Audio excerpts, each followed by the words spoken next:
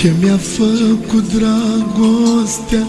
Mi-a luat jumătatea viața mea, mi-a luat toate visele și mi-a distrus speranțele.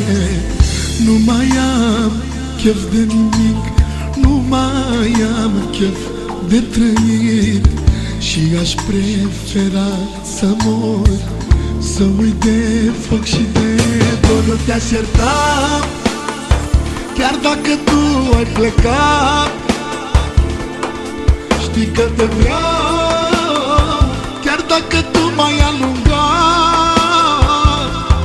Îți mai dau o șansă să te întorci din nou. Știi că mor de dragul tău, de dragul tău. Nu te-aș ierta chiar dacă tu ai plecat, că tu ai plecat. Știi că te vreau chiar dacă tu m-ai alungat. Îți mai dau o șansă să te întorci din nou. Știi că mor de dragul tău. Te aștept mereu, îngerul meu.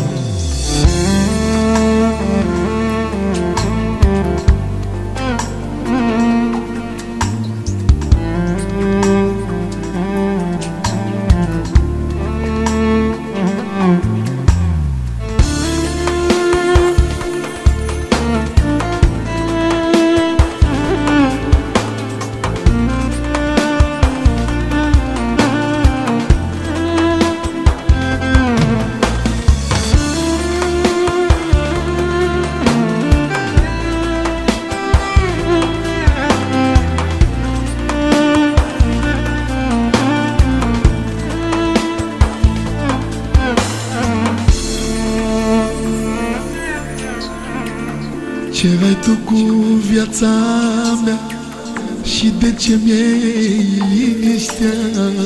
Spune-mi ce rău ți-am făcut, de ce mă lași mereu plângând?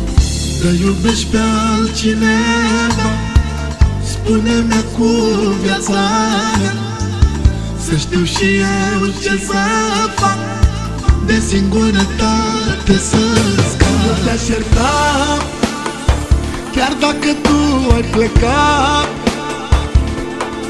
Știi că te vreau chiar dacă tu